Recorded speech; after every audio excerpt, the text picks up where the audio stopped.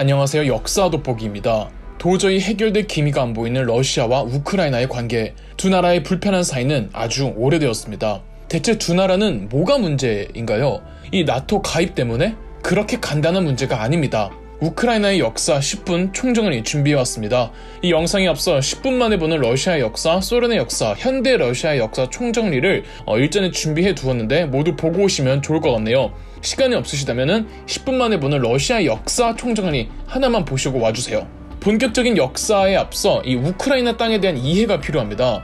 우크라이나 지역은 스텝 기후에 속하는 지역으로 이 스텝 지역의 흙은 부식물이 많아서 검은색을 띠는 흙토이며 매우 비옥한 지역입니다. 엄청난 곡식량을 자랑하는 곳이죠. 또 자원도 되게 많아요. 그래서 주변 지역에 있는 민족이나 국가라면 누구나 이 지역을 탐낼 수밖에 없다는 거 알아두시고 시작합니다. 동유럽에 분포하던 게르만족이 서유럽 내지 중부 유럽으로 전부 빠지고 그 일대엔 슬라브족을 포함해 여러 민족들이 공존해 있었습니다. 슬라브족들은 피지배 민족이었고 주로 중앙아시아의 여러 유목민족들이 국가를 이루어 슬라브족들을 지배하고 있었습니다. 8세기경 북유럽의 노르만족의 일파 중 루스족이 지금의 동유럽 쪽으로 유입되어 옵니다. 현지에 살고 있던 슬라브족이 나름 세력이 강했던 루스족에게 새로운 통치자가 되어주고서 요청했고 862년경 류리크가 이끄는 루스족이 노브고로드의 자리를 잡고 국가를 만들어냅니다. 시기적으로는 우리나라로 치면 통일신라 하대 때입니다. 이렇게 해서 만들어진 정권이 노브고로드 루시 정권인데 류리크 사후 노브고로드 루시 정권을 이어받은 올레크 패시는 세력을 더욱 팽창시켜 지금의 우크라이나 수도인 키예프까지 진출했고 882년 아예 세력지도 키예프로 옮겨버립니다. 그래서 올레크 패시 때의 루시족 정권을 키예프 루시 혹은 키예프 공국이라고 불렀습니다. 980년 키예프 공국의 대국이 된 블라드미르는 988년 러시아 정교를 국교화하면서 종교를 공인했고 이후 키예프는 서유럽과 동로마 제국 가운데 중개 무역을 통해 번성하게 됩니다. 이 키예프 공국이 러시아, 우크라이나, 벨로루시의 시작입니다. 그렇다면 이 키예프 공국이 어떻게 찢어지는 걸까요? 1237년에서 40년에 걸쳐 징기스칸의 사냥개 제베와 수부타이가 이끄는 몽골인들이 밀려와 키예프 공국을 무너뜨려버렸습니다. 키예프 인근의 여러 공국들은 전부 몽골족의 통치하에 들어왔고 대신 모스크바에 있던 모스크바 공국이 몽골족에게 조공을 바치는 형태로 남겨져 이 지역의 강자로 부상하게 됩니다. 이때부터 우크라이나와 모스크바로 조금씩 찢어지게 됩니다. 완전히 멸망한 거나 남아있대 몽골족에게 조공을 바치거나 결국은 몽골족의 국가였던 킵차크 칸국의 속국인 건 매한가지였습니다. 킵차크 칸국은 몽골족과 타타르인들이 지배층으로 있던 국가였던지라 이 200년간 이들의 지배를 받던 암흑의 시기를 동유럽에서는 몽골 타타르인의 멍해라고 부릅니다. 이 몽골 타타르의 멍해 기간에 지금의 우크라이나 서부 지역엔 그나마 몽골족 피해가 덜 심해서 작은 공국들이 좀 남아있었습니다. 이 중 갈라치아라는 지역의 공국과 보히니아라는 지역의 공국 두 개가 힘을 합쳐서 몽골족의 지배에 맞서 싸웠습니다. 이 갈리치아 보히니아 공국이 썼던 국기가 지금의 우크라이나 국기입니다. 푸른 하늘과 비옥한 땅을 상징하죠.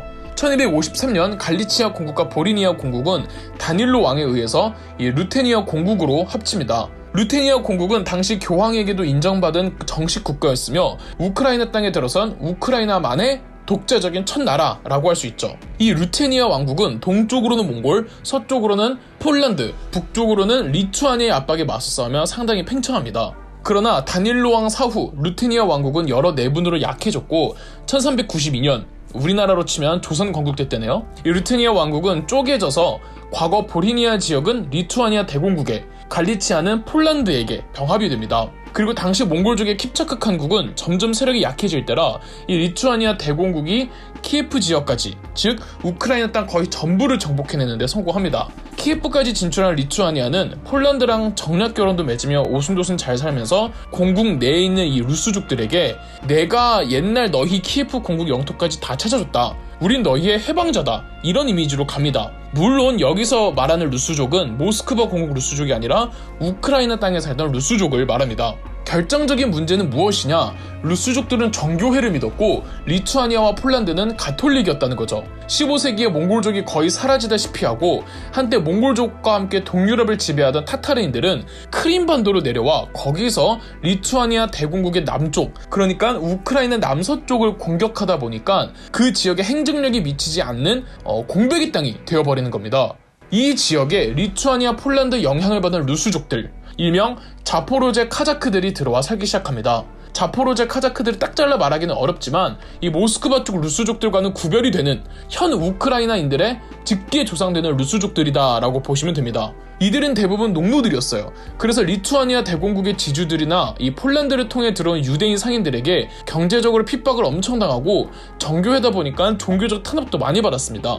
이런 민족적 불만이 쌓여 1648년 민족 독립의 영웅 보후단 흐멜니츠키가 등장해 이 자포로제 카자크들을 규합해 민족 독립운동에 나서는데 이 독립전쟁을 대홍수전쟁이라고 부릅니다. 이때 로마노프 왕조가 들어선 러시아 제국이 같은 정교의 루스족이라며 도와주었고 전쟁의 결과 현 우크라이나 땅은 이 드네프르 강을 기준으로 동쪽은 러시아가 서쪽은 리투아니아, 폴란드가 가지기로 했죠. 러시아와 우크라이나가 분리된 이후 처음으로 우크라이나가 이 러시아에게 들어가는 순간이었죠.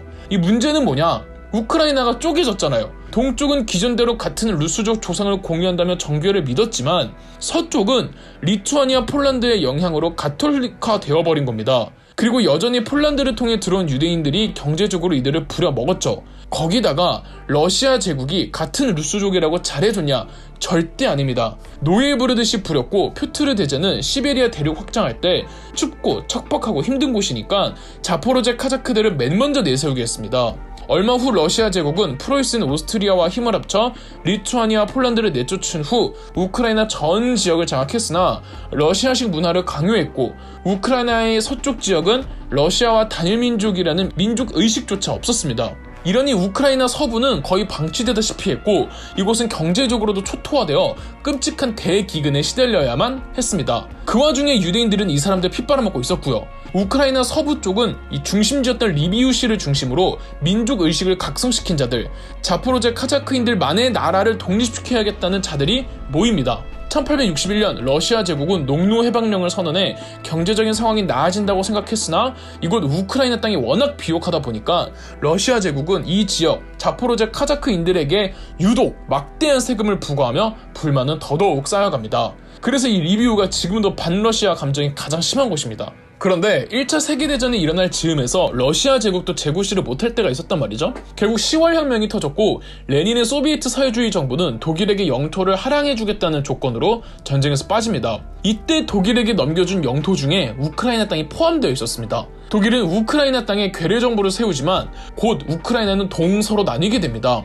동쪽의 우크라이나 인민공화국은 독립에 별 생각이 없었으나 서우크라이나 인민공화국은 기왕 독립한 김에 드디어 제대로 된 독재적 국가를 만들고 싶어서 1919년 1월 동서 우크라이나가 통일이 되지만 러시아 소비에트의 적군들이 들어와 이곳에 우크라이나 소비에트 사회주의 공화국을 강제로 수립해버립니다. 우크라이나 민족주의자들은 강하게 반발했으나 1922년 소련으로 통폐합이 되어버리죠. 레닌의 뒤를 이은 소련의 2대 최고 지도자 스탈린은 비옥한 우크라이나 영토에 집중해 이곳에 잘못된 집단농장 공산주의 경제개혁을 밀어붙였고 그 결과 1932년에서 33년 우크라이나 땅에 무려 300만 명의 아사자가 나오는 일명 홀로도모르 사태가 발생했습니다. 아그네치카 홀란드 감독의 미스터 존스에서 이 사건이 끔찍하게 잘 묘사가 됩니다.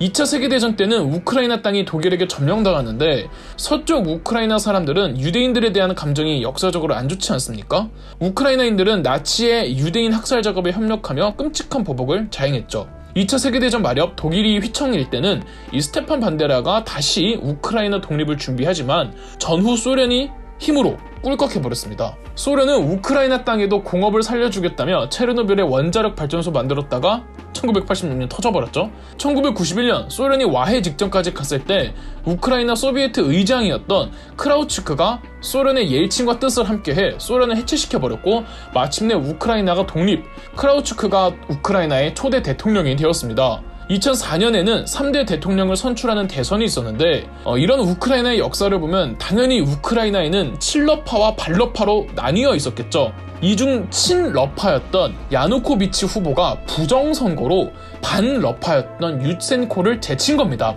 너무 노골적인 부정선거에 그리고 하필 친러파 후보가 그러니까 우크라이나엔 일명 오렌지 혁명이라는 대규모 시위가 벌어졌고 재투표 결과 반러파 유센코가 다행히 3대 대통령이 되었습니다. 유센코는 미국과 유럽 등 서구화 세력과 결탁하려고 했고 그 일환으로 나토 가입을 진행했습니다만 유센코의 경제정책 실패로 4대 대선에서는 친러파였던 야누코비치가 당선이 된 겁니다. 야누코비치는 바로 나토 가입 처리하죠. 그런데 2013년 유로마이단이라고 또 한 번 친러시아 정권에 반대하는 대규모 시위가 벌어졌고 5대 대통령으로는 반러 친서방 노선의 포로셴코 대통령이 선출되었습니다. 그런데 우크라이나는 동서 지역 감정이 이 친러 반러로 결부되어 매우 심각합니다. 동쪽 끝지방은 아예 독립을 해버리겠다고 할 정도로 우크라이나 반군을 조직해 러시아에 동조하고 있고요. 2014년에는 분리주의를 내세운 우크라이나 반군이 우크라이나 극동지역인 돈바스 지역에서 러시아 군인들의 지원하에 돈바스 전쟁이라는 전쟁을 일으켰고요. 그리고 2019년 개그맨 출신으로 유명한 현재의 젤렌스키 6대 대통령 역시 반러 성향의 대통령으로 EU 및 나토 가입을 진행하다가 2022년 푸틴의 러시아가 침공을 했던 겁니다. 요약하자면 우크라이나나 러시아나 동일한 정규의 루스족에서 시작한 건 맞습니다. 그러나 몽골족의 침입 후 우크라이나 쪽 루스족과 러시아 쪽 루스족은 완전히 다른 길을 걸었고 우크라이나 쪽 루스족은 리투아니아와 폴란드의 영향을 많이 받았죠. 러시아 제국이 우크라이나를 되찾았을 때도 동쪽 반만 가져가는 바람에 우크라이나는 동서로 분리되어 있다가 병합되기를 반복했고 이런 역사가 몇백 년을 내려오다가 오늘날의 친러냐 반러냐를 두고 또 나뉜 겁니다. 앞으로 우크라이나는 어떻게 될까요? 어떻게 되든 러시아의 침공을 저는 강하게 규탄합니다. 시간 되시는 분은 소련 역사 총정리, 현대 러시아 역사 총정리까지 보러 가주세요. 그럼 역사 돋보기였습니다. 영상 재미있으셨다면 구독과 좋아요, 알림 설정까지 해주시면 감사드리겠습니다.